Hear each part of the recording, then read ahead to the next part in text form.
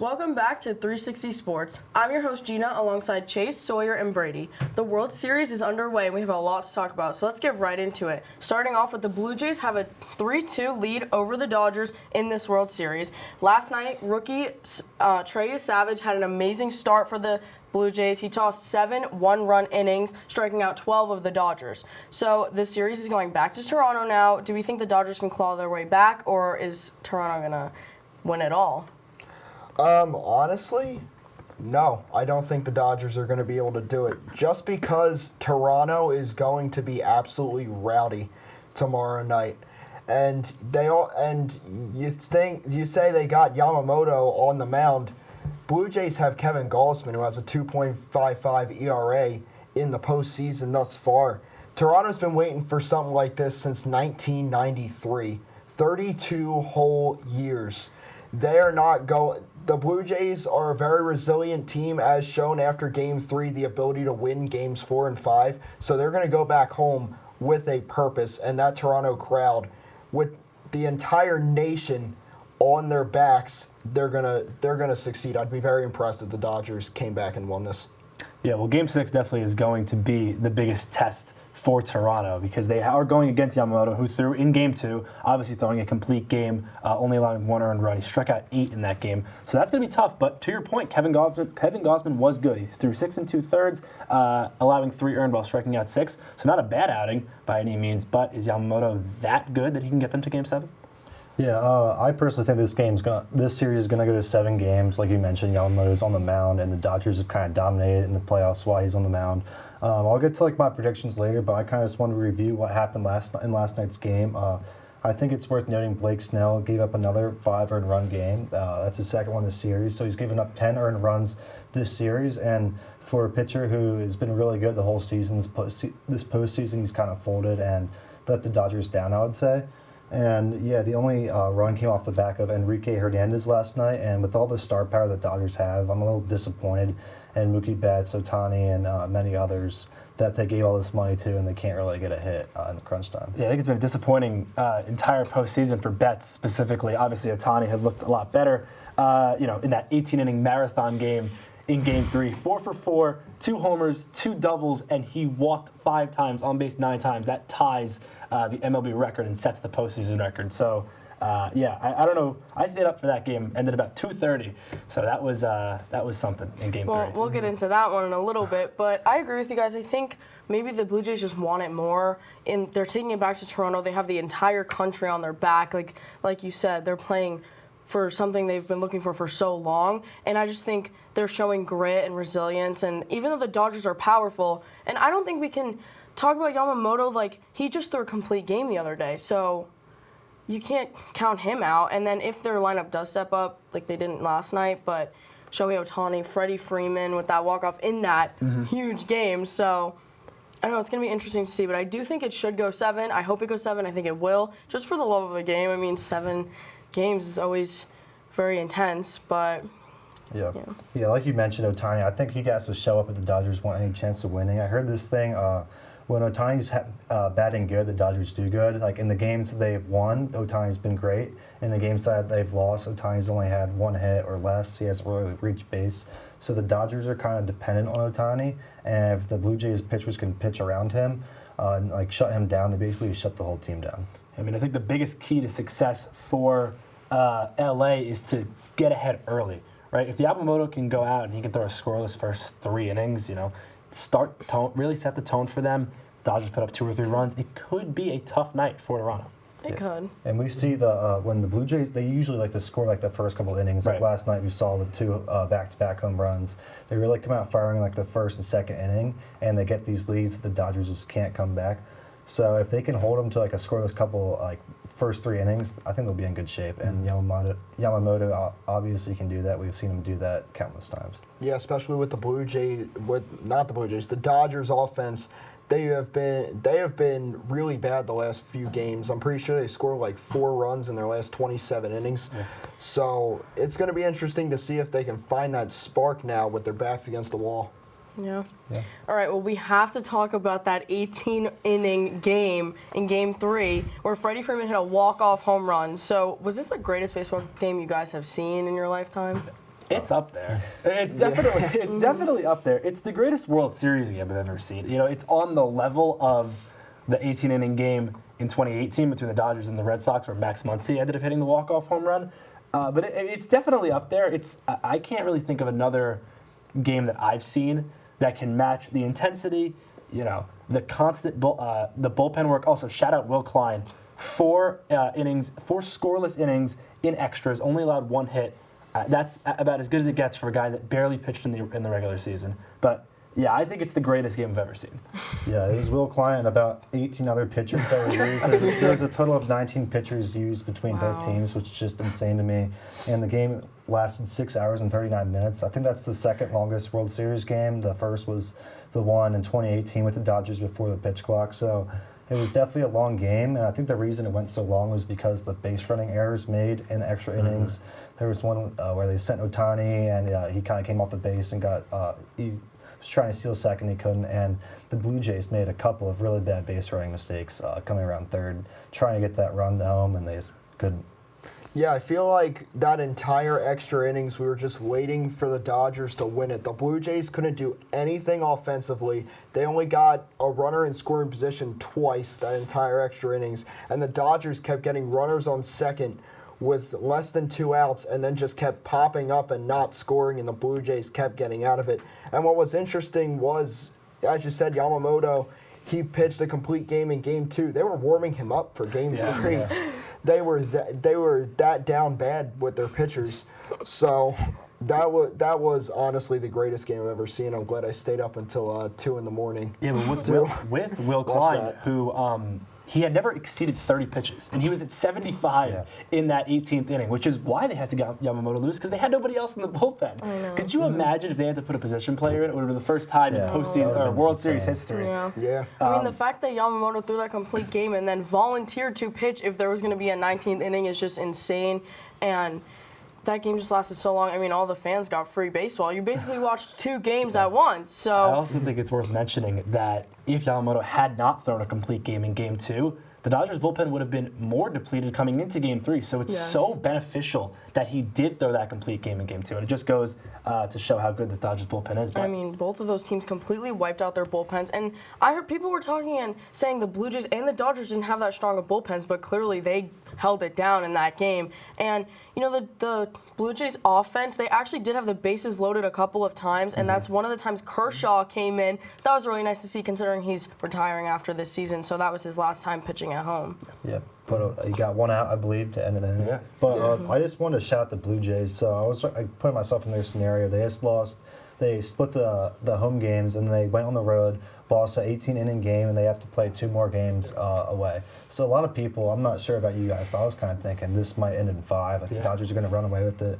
I give them a lot of credit because most teams would just roll over and be like, they'd kind of be depleted after losing a game like that. And they came back and won 2 straight games, and now they're going home trying to win it. They have the advantage now, and I think that they just deserve a lot of credit. Yeah, I completely agree with you. Like, most teams would just completely fold if they lost essentially 2 games in 1 like that.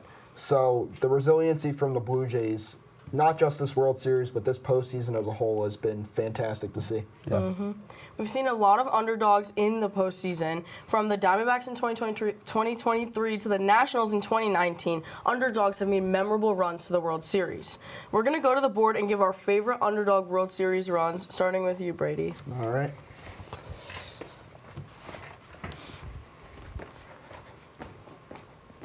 All right. If you know me, you probably know where this is going. But my favorite World Series underdog moment was the 2022 Phillies. This was just such a magical moment as a Phillies fan. I became a Phillies fan in 2012. I had never seen them in the playoffs before. And all of a sudden, in 2022, they finally clinched. I remember that moment. It was so awesome.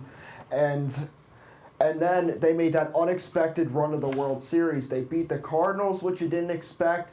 They beat a loaded Braves team who were just the defending champs. And then they played San Diego and just absolutely crushed it. I remember watching Bryce Harper's home run in Game 5, the swing of his life, and I was just going nuts after a shift at work.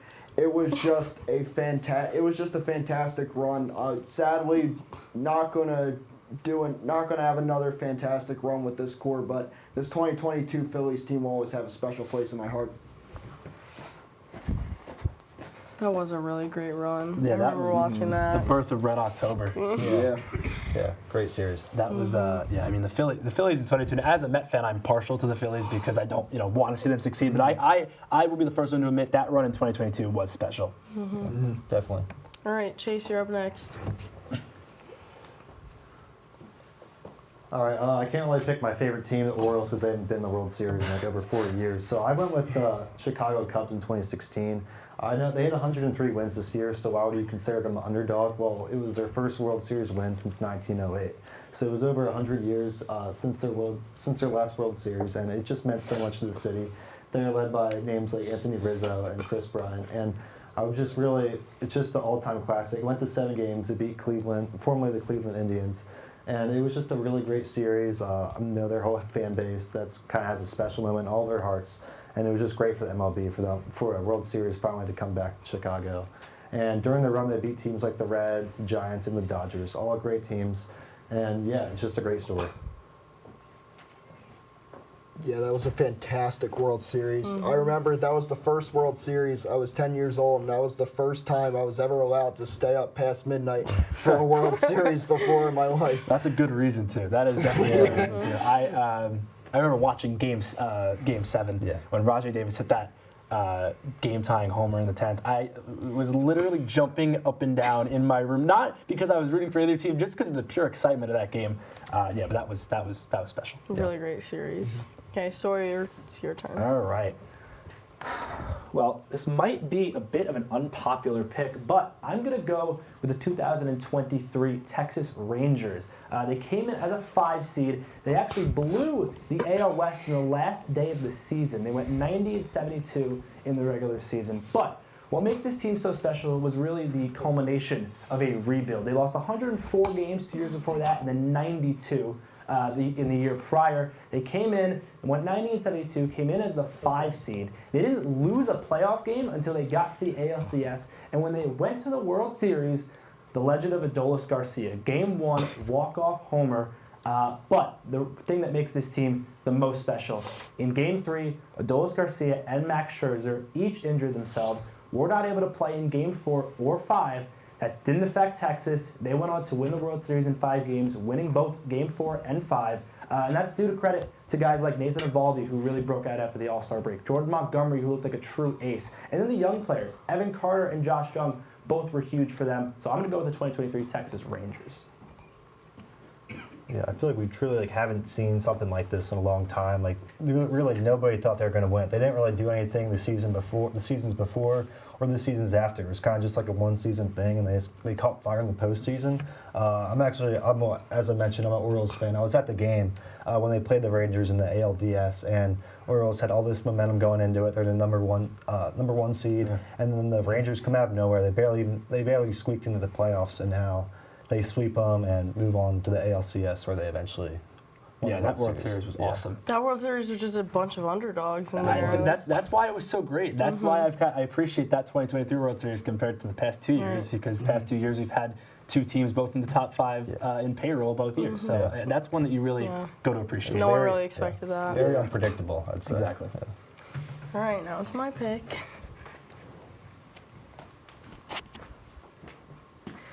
Okay, so for my pick, I have the 2021 Atlanta Braves over the Houston Astros.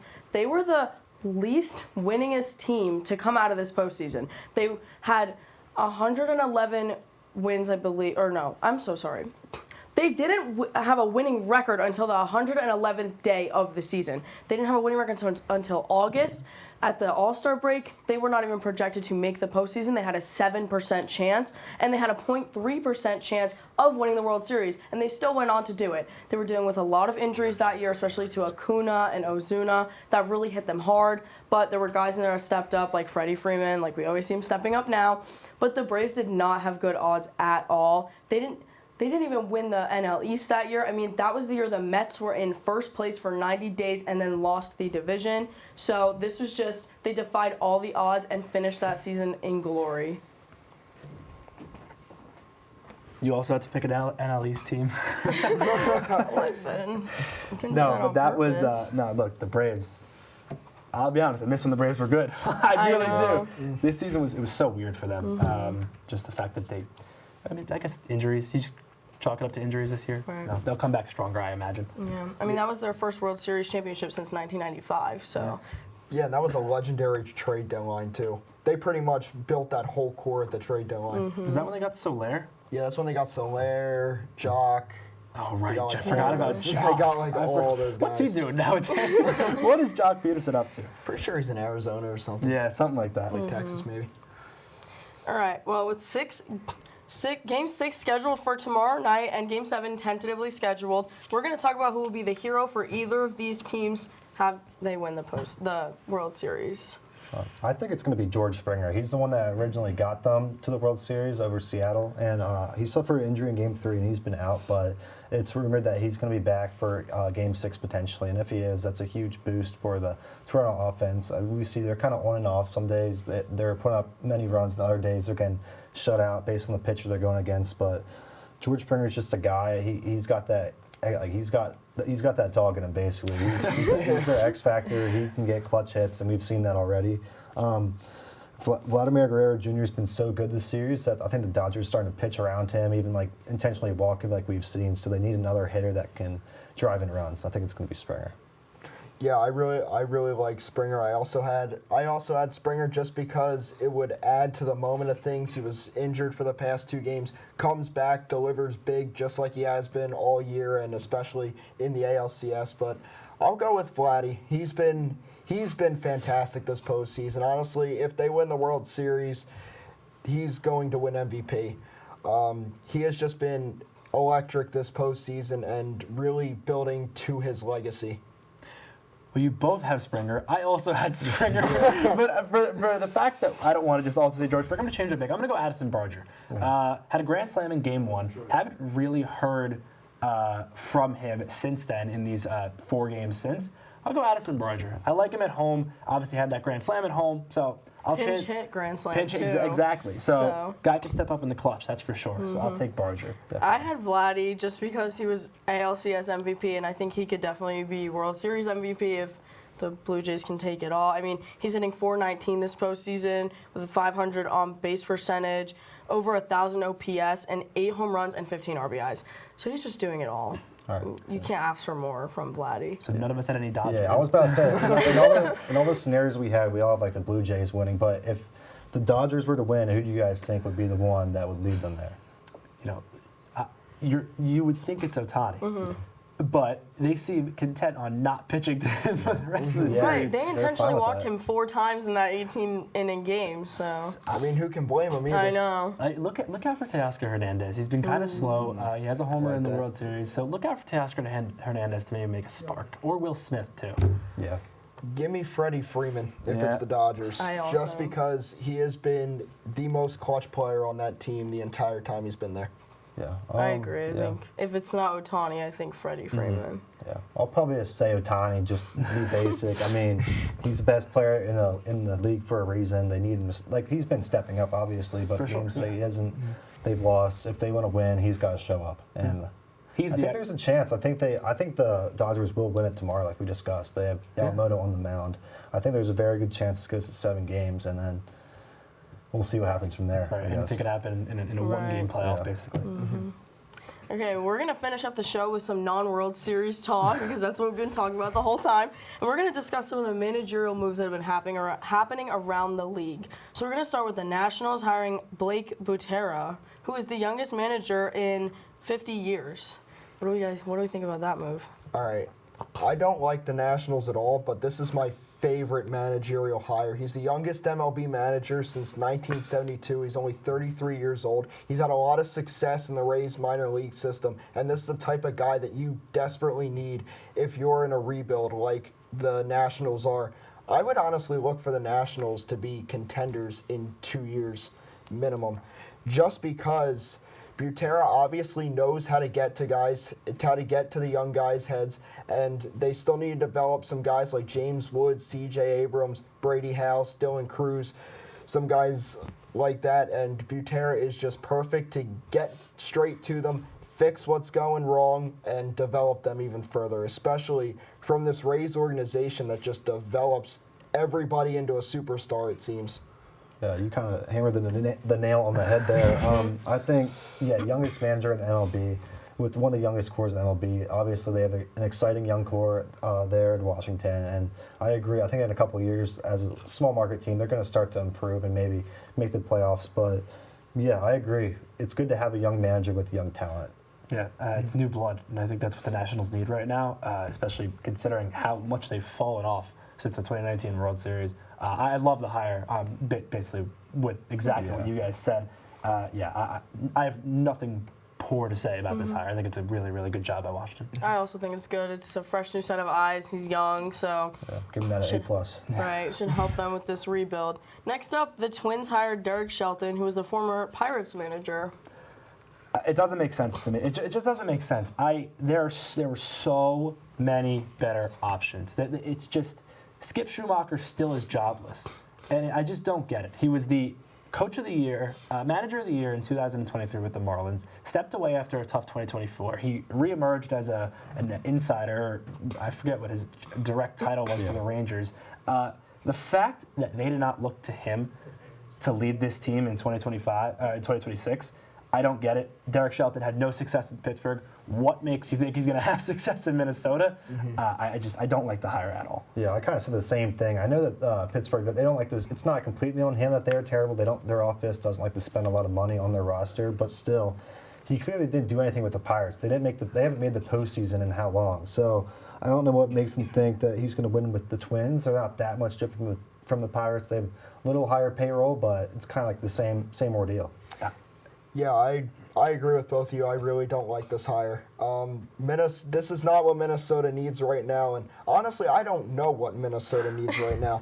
They were so up and coming in 2023. That playoff series win was so exciting there, and then at the trade deadline this past season, they just traded half the team away. So I really don't know who you could have hired that would have honestly turn this ship around, but Derek Shelton is not going to help this at all. No. Look, you need a winner, right? You need to hire a proven winner, and that's why I said go get Skip Schumacher, because he took the Marlins to the playoffs in 2023. Obviously, they didn't perform well, but that's not the point I'm trying to make here. The point is he got into the playoffs. The Twins, they've just been beaten down since they won that one series against Toronto. I don't know, 3 years ago at this point. So I just don't get it. There were better options for Minnesota. Yeah, I agree. I don't really know how much this hire is going to help them because they have fallen off the wagon. But didn't the Rangers just hire Skip Schumacher? Did they not just announce him as their manager? Did they announce it? I am not sure. I believe that they did. Did they? So is we're getting confirmation. Then there you go. That's there were exactly still what better options out there for the Twins, so I'm not really sure what they were thinking with this one, but we're going to have to see how that plays out. That's a perfect replacement for Texas. Yeah. And then next we have the Angels hired Kurt Suzuki, who's a former catcher. He does have experience in the game and a pretty good outlook on it. So what do we think about that hire? Brady, I'll give it to you because I don't have a ton of opinions on Suzuki because it's a 1-year deal. I feel like they're not giving him the reins fully. This almost feels like a move that you're going to end up dropping him back to a different role and hiring somebody else. Yeah, this really doesn't make a lot of sense to me. It's only a 1-year deal. It's like, all right, we'll hire you as manager, but we are not confident at all. So this pretty much feels like Suzuki's trying out to be an MLB manager, and the Angels are the perfect team to do that since they don't do anything. Well, they do waste Mike Trout's career, but that's pretty much all they do. Right. But And they pay Anthony Rendon to not play baseball. yeah, but another former catcher that's being hired as an MLB manager. But I did find this interesting stat. 7 years ago, almost 50% of the managers in the MLB were former catchers. But now, including Suzuki, that number is only 4. Wow. There's only 4 former catchers that are managers in the MLB right now. So, I thought So that maybe was an they're not that interesting stat. great. Yeah, I kind of want to piggyback off the first thing that you said, that the Angels front office don't really know what they're doing. I'm sorry to bash on the Angels, but they don't. They've made a lot of confusing moves in the past, and this is kind of just another one. It seems like kind of just a gap year or a bridge year hire. I don't think they have a long-term plan in place. I think that's what stopped them from getting from the postseason. They haven't had any long-term plans. It's just been short-term, and it hasn't worked out. And this is just adding to their case. Yeah, I don't really have many opinions either. I don't know how well this is going to play out for them because they just had a rough season as they've been having for the past couple of years, not doing much. It feels like it's not the manager that's the issue. Oh, No, I don't think so. I think it is the front office. Everybody that's put in that place is destined to fail. Yeah. Right? Suzuki is set up for failure. They're probably going to win 65 games this year. It's a tough situation. It's sad to see, a tough situation. considering Mike Trout has no help, nothing. He's been injured so much, and he's one of the greatest players of this generation. So it's hard to see him not ever get anywhere. Yeah, it's just depressing to see how his career is being wasted in Anaheim. Yeah. I mean, think about how he would have performed on a team that is contending right now. Now, he did actually fall off a little bit this year. I will say that. He was healthy and he wasn't great, but he's a generational talent. Yeah. And if he was on a team like, I don't know, the Yankees, could you imagine? Well, I don't know about that. But our last managerial hire is actually my favorite. The Giants hired Tony Vitello, who is the former Tennessee Vols head coach, led them to a national championship. I really like this hire. I mean, normally when coaches from college baseball come in, they are bench coaches. They don't immediately go to be managers. So I think this is going to be interesting. Yeah, not even normally. This is actually the first time ever that a college coach has come in and become an MLB manager. It was almost unheard of before this, but Tony Vitello is the perfect guy for this role. I am worried that this is not going to work out at all. Because Tony Vitello has been coaching 18, 19, 20, 21-year-old kids. True. He's now in charge of a major league roster. A major league roster that has proven veterans on it.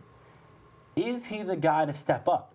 This is why you put these college coaches in bench coach roles first, to see how they can adapt. This could either be one of the best hires we've ever seen, or it could absolutely backfire on them. And he could be gone in 1 year and head right back to Tennessee. Yeah, I completely agree with you, but I do really like this hire. It's nice to see something different in the managerial hiring process. And he had a 341 and 131 record in college, so he was dominating in the NCAA. So I really like this hire, and it's nice to see something different in the MLB. Yeah, definitely. I think he was the cream of the crop when it comes to the managerial openings that were for collegiate ball. But clearly they hired this guy. I know you mentioned it never happened before, but the reason they did that is because they do have so much confidence in him. And he's a guy that knows the game of baseball. He knows how to win. You said his stats. He's got his winning percentage has got to be up there with one of the best. Yeah, it's over like 700, yeah. I'm pretty sure. So he clearly knows how to win. I think that's what the Giants want to do. They're in a competitive division. They missed out in the postseason this year with a good roster, and I think they're just ready to get back in contention. I mean, the Giants were up there this season. They were up there in that wild card race. They didn't have a bad year by any means. No, they really didn't. But I think it's going to be interesting. Hopefully it turns out successful and doesn't backfire on them. Look, if this hire works out, the Giants will be serious contenders for the next 5 to 10 years, however long. Because he's still a young guy, right? He's not like we're not hiring a 65-year-old manager here. Right. So if this does work out for the Giants, it's an absolute slam dunk. Yeah. Do you guys know how long the contract is? I didn't get to see that. Like how many years? Honestly, I don't know if they've released it. Whatever it is, I'm sure it's more than one. I'm sure it is. Yeah, I think it's a couple of years. They're instilling him. They're giving him the reins, right? Yeah. They're trusting him with this team. For the Giants front office to do that, it shows how much, like you said, it shows how much confidence they actually have in him. Yeah. Mm-hmm. All right, well, it's going to be interesting to see how all of this plays out with the World Series Game 6 tomorrow. So thank you for tuning in. That's all the time we have for you today. And happy Halloween tomorrow. Be safe, everyone.